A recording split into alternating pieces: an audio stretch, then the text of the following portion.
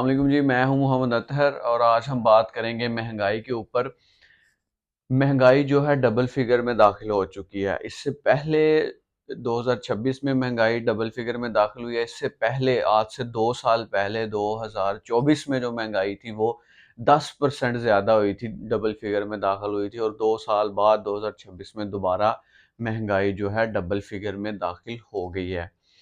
तो महंगाई double figure में दाखिल होने की वजह क्या है, इतनी महंगाई क्यों है और इसका सॉल्यूशन क्या है, सारी चीज़ें आपको वीडियो में बताएंगे।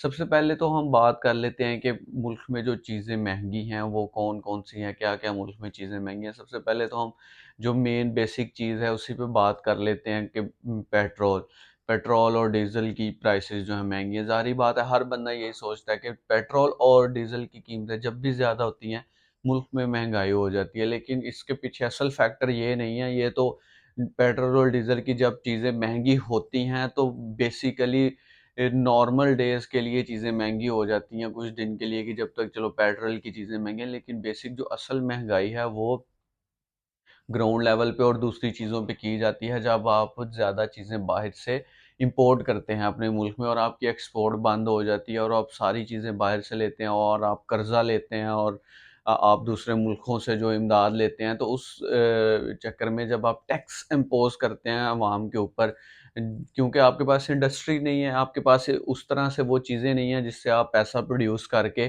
तो आप वो कर्ज़े और वो सारी चीज़ें वापस कर सकें। तो उसको आप कवर करने के लिए क्या करते हैं कि आप अवाम पे टैक्स इम्पोज़ करते हैं। टैक्स इम्पोज़ करते हैं जो कि पेट्रोल की शक्ल में है, जो कि महँगाई की शक्ल में है, जो कि छोटी-छोटी चीज़ों पे ज़्यादा से ज़्यादा टैक्स है, ताकि ये हम पैसा वापस कर सकें। तो जब वो टैक्स इम्पोज़ होता है हर चीज़ के ऊपर, तो उसकी वजह से महँगाई जो है वो ज़्यादा होती है, महँगाई की रेशो जो ज़्यादा हो जाती है। तो 2024 के बाद 2026 में जो महँगाई की रेशो है वो 11% पे पहुँच गई है। यानी 2 साल बाद मुल्क में अब तक जब से पाकिस्तान बना है सबसे बदतरीन महँगाई अभी चल रही है। और हमारी गवर्नमेंट और हमारे ऑफिशियल्स ये दावा करते हैं कि हम जो हैं वो तरक्की की राह पे गामज़न हैं। तो अगर हम तरक्की की राह पे गामज़न हैं तो मुल्क में बदतरीन महँगाई क्यों है? मुल्क में पेट्रोल क्यों महँगा है? मुल्क में छोटी से छोटी चीज़ इस वक़्त दूध से लेके और खाने-पीने की जो आम डेली वेजेस पे जल्द ख़राब होने वाली अशिया वो इतनी क्यों महँगी हैं? ट्रांसपोर्ट इतनी क्यों महँगी है? सबसे ज़्यादा महँगाई की वजह ट्रांसपोर्ट है कि ट्रांसपोर्ट इतनी महँगी हो चुकी है जिसकी वजह से महँगाई की रेशो ज़्यादा हो गई है।